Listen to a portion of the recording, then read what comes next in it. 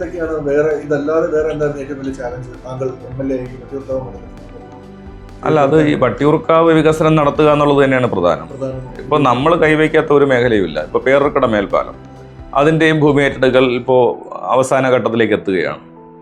സാന്ത്വനം junction വികസനം, ഭൂമി ഏറ്റെടുക്കൽ നടപടികൾ അതിൻ്റെ ഏതാണ്ട് 30% എത്തിക്കഴിഞ്ഞു.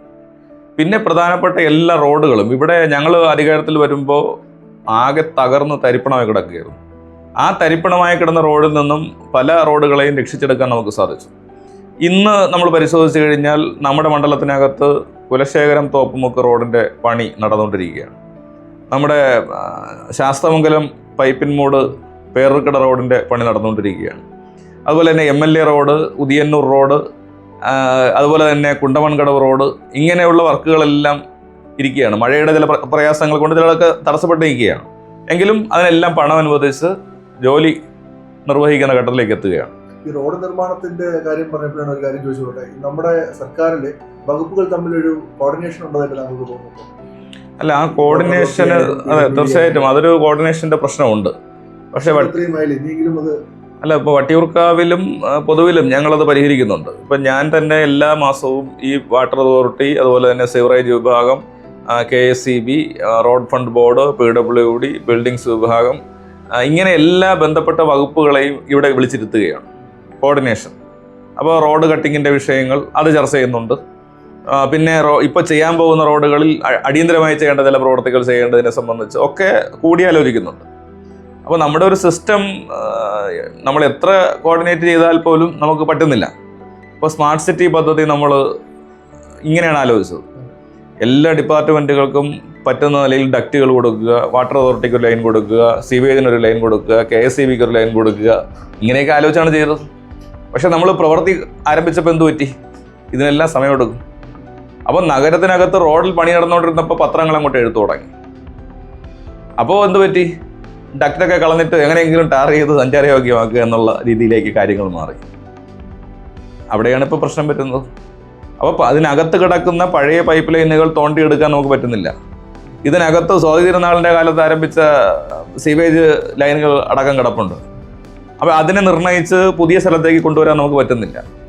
അപ്പോൾ അതിന് വലിയ സമയവും പണവും നമുക്ക് കൂടുതൽ വേണ്ടി വരും. പണമുള്ളപ്പോൾ ഘട്ടത്തിൽ പോലും നമുക്കത് അതിൻ്റെ കാലതാമസത്തിൻ്റെ പേര് പറഞ്ഞ് നമ്മൾ അതിനെ മുടക്കുകയാണ്. നമ്മൾ അറിഞ്ഞോ അറിയാതെയോ നമുക്കുണ്ടാകുന്ന പ്രയാസങ്ങളായിരിക്കും ആൾക്കാരെ കൊണ്ട് പറയിപ്പിക്കുന്നത്. പക്ഷേ ആ ഒരു ഉദ്ദേശശുദ്ധിയെ നമുക്ക് നടപ്പാക്കാൻ കഴിയുന്നില്ല. എങ്ങനെയെങ്കിലും ടാർ ചെയ്ത് വണ്ടി ഓട്ടിക്കാൻ പറ്റുമോ എന്നുള്ള നിലയിലേക്ക് ജനപ്രതിനിധികൾ മാറുന്ന ഒരു സ്ഥിതി വരുന്നുണ്ട്. ഞാനും അതിൽ ഉൾപ്പെടുന്ന ആളാണ്. പക്ഷേ ജനങ്ങളും പത്രമാധ്യമങ്ങളും ഈ കാര്യത്തിൽ മനസ്സിലാക്കണം. ആ സ്മാർട്ട് സിറ്റി റോഡിൻ്റെ പ്രധാന പർപ്പസ് ഇതാണ്. ആ പർപ്പസിലേക്ക് എത്താനുള്ള സമയം നമ്മൾ കൊടുക്കുന്നില്ല. റോഡ് പണി തുടങ്ങി 2 ആഴ്ച കഴിയുമ്പോൾ പത്രങ്ങളിൽ ഏതെങ്കിലും ഒരു വീട്ടുകാരന് റോഡിലേക്ക് ഇറങ്ങാൻ പറ്റുന്നില്ല, അല്ലെങ്കിൽ അവിടെ കുഴിയായിപ്പോയി, വാഹനം മറിഞ്ഞു വീണു എന്നൊക്കെ പറഞ്ഞ് ഇങ്ങനെ വാർത്തകൾ വരികയാണ്. അപ്പോൾ സ്വാഭാവികമായിട്ടും ഉദ്യോഗസ്ഥന്മാരും ജനപ്രതിനിധികളും എങ്ങനെയെങ്കിലും തട്ടിക്കൂട്ടി ടാർ ചെയ്ത് പോവുക എന്നുള്ള ഒരു സ്റ്റാൻഡ് നമ്മൾ എടുക്കുകയാണ്. അതിൻ്റെ പരിണിത ഫലമാണ് ഇന്നിപ്പോൾ മാനവീയം വീതിയിൽ പൈപ്പ് പൊട്ടിയല്ലോ. നമ്മൾ നന്നായി ടാർ ചെയ്ത സ്ഥലത്ത് കട്ട് ചെയ്ത് പൈപ്പ് ഒട്ടിക്കേണ്ടി വന്നു. അപ്പോൾ ഈ ഒരു സ്ഥിതി കേരളത്തിൻ്റെ ഒരു ദുര്യോഗമാണ്. ഇനിയും മാറേണ്ടിയുണ്ട്. ഞാൻ എത്ര കോർഡിനേഷൻ വന്നെന്ന് പറഞ്ഞാലും ഈ ഒരു പ്രശ്നമുണ്ട്, അത് പരിഹരിക്കേണ്ടതായിട്ടുണ്ട്. അടുത്ത തെരഞ്ഞെടുപ്പിലേക്ക് വരുമ്പോൾ താങ്കൾ എങ്ങനെ? അല്ല, എന്നെ സംബന്ധിച്ച് പാർട്ടിയാണ് നമ്മുടെ സ്ഥാനാർത്ഥികളെ നിശ്ചയിക്കേണ്ടത്. LDFന് വീണ്ടും ഭരണം കിട്ടാനുള്ള സാഹചര്യം തന്നെയാണ് കാണുന്നത്. ഇപ്പോൾ ലോക്സഭയിലുണ്ടായിട്ടുള്ള തിരിച്ചടിയെ ഞാനത് കാര്യമാക്കുന്നില്ല. 2019 തിരിച്ചടി കിട്ടിയിരുന്നു. പക്ഷേ ഗവൺമെൻറ് നന്നായിട്ട് ഇടപെട്ടതിൻ്റെ ഭാഗമായിട്ട് തുടർ ഭരണത്തിലേക്ക് വന്നു. ഈ ഇലക്ഷനിലും അങ്ങനെ തന്നെ വരും. കാരണം ഇപ്പോൾ ഗവൺമെൻറ്റിൻ്റെ സാമ്പത്തികമായിട്ടുള്ള ചില പ്രയാസങ്ങൾ വന്നു. അത് കേന്ദ്ര ഗവൺമെൻറ് വരുത്തി വെച്ചതാണ്. അപ്പോൾ അത് മനസ്സിലാക്കിക്കൊണ്ട് തനത് വരുമാനം വർദ്ധിപ്പിക്കാനും സംസ്ഥാനത്തിൻ്റെ മറ്റ് നികുതി വരുമാനങ്ങൾ ഉണ്ടാക്കാനുള്ള പരിശ്രമം ഇപ്പോൾ ഗവൺമെൻറ് ആരംഭിച്ചിട്ടുണ്ട്. അപ്പോൾ അതുമാത്രമല്ല, ഇപ്പോൾ തുടങ്ങി വെച്ചിട്ടുള്ള പല പദ്ധതികളും പൂർത്തീകരിക്കും. ഇപ്പോൾ national highway, GAIL pipe line, power grid, സംസ്ഥാന പാതകൾ, മലയോര ഹൈവേ ഉൾപ്പെടെയുള്ള സംഗതികൾ, ഇങ്ങനെ നമ്മൾ പ്രസ്റ്റീജിയസ് ആയിട്ടുള്ള പല പ്രോജക്റ്റുകളും ഇപ്പോൾ 80%, 90%, 70% നിൽക്കുകയാണ്. മേൽപ്പാലങ്ങൾ, കേരളത്തിൻ്റെ ചരിത്രത്തിൽ ഇതുവരെയും ഇത്രയും ഇൻഫ്രാസ്ട്രക്ചർ ഡെവലപ്മെൻറ്റ് ഒരു കാലത്തും ഉണ്ടായിട്ടില്ല. അപ്പോൾ അത് ഈ ഇലക്ഷനെ റിഫ്ലക്റ്റ് ചെയ്യും. ഇപ്പോൾ നാഷണൽ ഹൈവേ തന്നെ 14 റീച്ചുകളിൽ പല റീച്ചുകളുടെയും പണി 90% മേലേക്കായി കഴിഞ്ഞു. അപ്പോൾ അത് ഒരു വലിയ ഫേസ് ലിഫ്റ്റിംഗ് കേരളത്തിലെമ്പാടും ഉണ്ടാക്കും. ഇപ്പോൾ നാഷണൽ ഹൈവേയുടെ ഇരുവശവും പുതിയ കെട്ടിടങ്ങൾ വരും, മുഖച്ഛായ മാറുന്ന സംവിധാനങ്ങൾ വരും.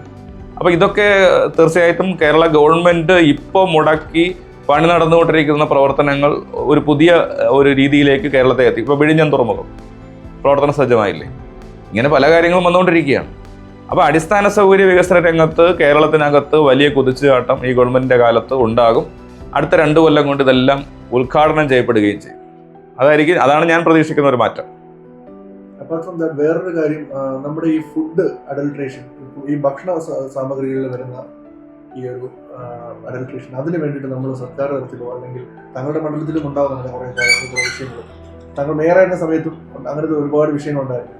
ഈ ഭക്ഷണ പദാർത്ഥങ്ങളിൽ ചേർക്കുന്ന പ്രിസർവേറ്റീവ്സും അങ്ങനത്തുള്ള കാര്യങ്ങളൊക്കെ. അപ്പോൾ അതൊരു മെയിൻ വിഷയമായിട്ട് ഈ ഇടക്കാലത്ത് ഇപ്പോൾ കഴിഞ്ഞ 2-3 മാസമായിട്ട് വീണ്ടും അത് കയറി വരുന്നുണ്ട് സോഷ്യൽ മീഡിയസിലൊക്കെ. അതിനെ നമുക്ക് ടാക്കിൾ ചെയ്യാൻ വേണ്ടിയിട്ട് എന്തെങ്കിലും ഒരു ഐഡിയോ അല്ലെങ്കിൽ സർക്കാർ തലത്തിൽ അങ്ങനെ ഒരു ചർച്ചയോ എന്തെങ്കിലും നടക്കുന്നുണ്ടോ? അല്ല, തീർച്ചയായിട്ടും നല്ല ഭക്ഷണം നഗരത്തിൽ കിട്ടുക എന്നുള്ളത് പ്രധാനപ്പെട്ട ഒരു കാര്യമാണ്. ഇപ്പം നഗരസഭ അതിന് വേണ്ടി ഒരു പ്രത്യേക സ്കീം ഇപ്പോൾ നടപ്പാക്കുന്നുണ്ട്. ഇപ്പോൾ ഞാൻ മേയറായിരിക്കുമ്പോഴാണ് സുഭോജനം എന്ന പേരിൽ പദ്ധതി ആരംഭിച്ച് വ്യാപകമായിട്ട് റെയ്ഡുകൾ ഹോട്ടലുകളിൽ നടത്തി. അന്ന് പത്രങ്ങളൊക്കെ അത് പറഞ്ഞതാണ്. എന്തെങ്കിലും ക്രമക്കേട് കണ്ടുപിടിച്ച സ്ഥാപനങ്ങളുടെ പേര് സഹിതം ഞങ്ങൾ പത്രങ്ങളിൽ കൊടുക്കുമായിരുന്നു.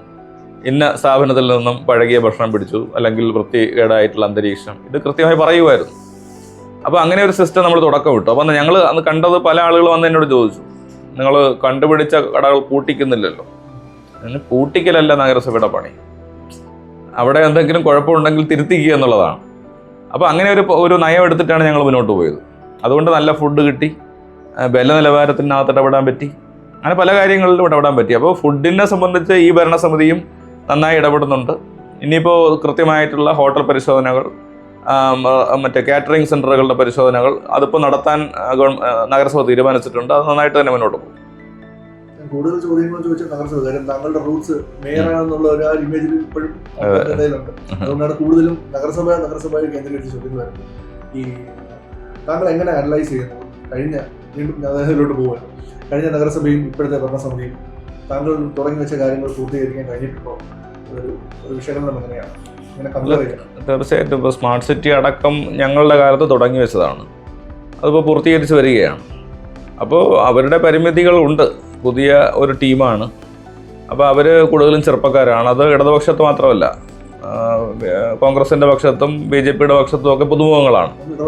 വിവാദങ്ങൾ, താങ്കൾ ഉണ്ടായിരുന്ന സമയത്തുള്ള വിവാദങ്ങളല്ല ഇപ്പോഴത്തെ വിവാദങ്ങൾ, അതേക്കുറിച്ചും? അല്ല, അതൊക്കെ സ്വാഭാവികമായി നമ്മളൊരു അധികാര സ്ഥാനത്തിരിക്കുമ്പോൾ വന്നു പോകുന്നതാണ്. ഇപ്പോൾ ബസ്സിൻ്റെ വിവാദമായാലും മറ്റു പല കാര്യങ്ങൾ, അതൊക്കെ വന്നു പോകുന്നതാണ്. അതൊക്കെ മനഃപൂർവ്വം വരുത്തുന്നതല്ലല്ലോ. അപ്പോൾ അതെന്തായാലും അതിനെല്ലാം ഓവർകം ചെയ്ത് പോകുന്നുണ്ട്. പക്ഷേ അത് നമ്മൾ കുറച്ചുകൂടി കഴിയുമ്പോൾ കുറച്ചുകൂടി കൃത്യമായിട്ടുള്ള നിലപാടെടുക്കാൻ നമുക്ക് സാധിക്കും എന്നുള്ളതാണ്. അപ്പോൾ എന്തായാലും ഈ ഭരണസമിതിയെ സംബന്ധിച്ച് മോശമല്ലാത്ത പ്രവർത്തനം നടക്കുന്നുണ്ട്. ഇപ്പോൾ എല്ലാ വാർഡുകളിലും പ്രവർത്തനങ്ങൾ നടക്കുന്നുണ്ട്, വർക്കുകൾ നടക്കുന്നുണ്ട്, മറ്റ് പുതിയ പദ്ധതികൾ വരുന്നുണ്ട്. ഇപ്പോൾ സ്മാർട്ട് സിറ്റി സെക്കൻഡ് പ്രോജക്റ്റിൽ തിരുവനന്തപുരം തിരഞ്ഞെടുക്കപ്പെട്ടു. കേന്ദ്ര സർക്കാരിൻ്റെ അടക്കം പല അവാർഡുകളും ഇപ്പോഴത്തെ ഭരണസമിതി കിട്ടിയിരിക്കുന്നു. അപ്പം ഞങ്ങൾക്ക് കിട്ടിയതിനേക്കാൾ അവാർഡുകൾ ഈ ഭരണസമിതി കിട്ടിയിട്ടുണ്ട്. ലാക്ക് ഓഫ് എക്സ്പീരിയൻസ് ഉണ്ടെന്ന് താങ്കൾ പറയുന്നു? ലാക്ക് ഓഫ് എക്സ്പീരിയൻസ് അല്ല, അപ്പം ഞാൻ വരുമ്പോഴും ഞാനും പുതുമുഖമായിരുന്നു.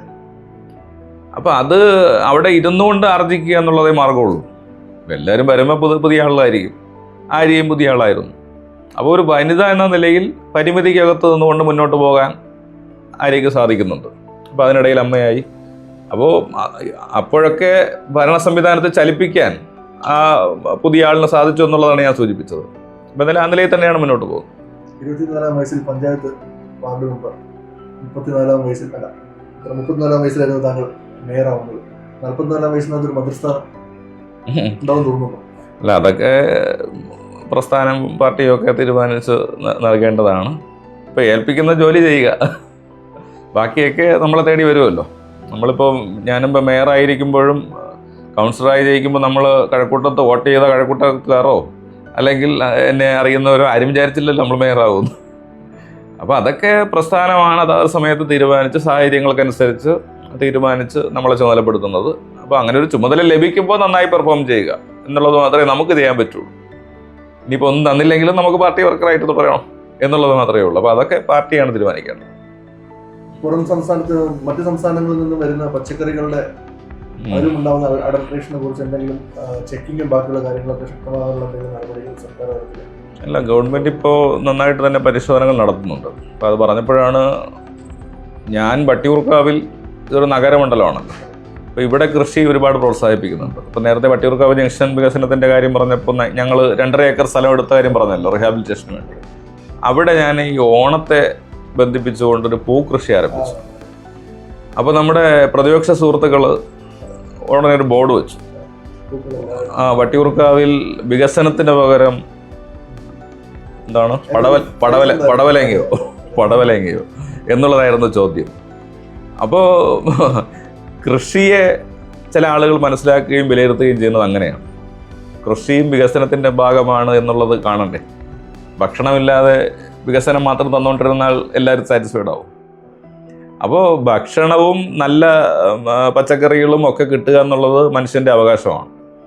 അപ്പോൾ അത് ഇവിടെ കാട് പിടിച്ച് കിടന്നാലും കുഴപ്പമില്ല, പച്ചക്കറി കൃഷി ചെയ്യുന്നതാണ് കുഴപ്പം എന്ന് തൊഴിലവസരം ഉണ്ടാക്കി. ഇപ്പോൾ വിവരാവകാശ ആപ്ലിക്കേഷൻ വരികയാണ്.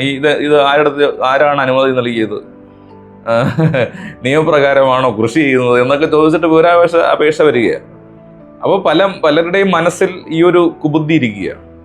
ക്ഷീരമുള്ള ഒരു അകിടിൻ ചുവട്ടിലും ചോര തന്നെ കൊതുകിൻ്റെ കൗതുകം എന്ന് പറഞ്ഞതുപോലെ ആ കൃഷിയുടെ നന്മ മനസ്സിലാക്കാതെ വർത്തമാനം പറയുക. ഇപ്പോൾ റിഹാബിലിറ്റേഷന് വേണ്ടി അവിടെ ആവശ്യമുള്ള സ്ഥലമുണ്ട്. 2.5 ഏക്കർ ഭൂമിയാണ് എടുത്തിരിക്കുന്നത്. നമ്മൾ 1 ഏക്കർ സ്ഥലത്താണ് കൃഷി ചെയ്തിരിക്കുന്നത്, ബാക്കി 1.5 ഏക്കർ സ്ഥലം പിന്നെ കിടക്കുക. അപ്പോൾ അതുമാത്രമല്ല, ഓണത്തെ ലക്ഷ്യമിട്ടാണ്. ഓണം കഴിയുമ്പോൾ കൃഷി തീർന്നു. സെപ്റ്റംബറിലാണ് ഓണം.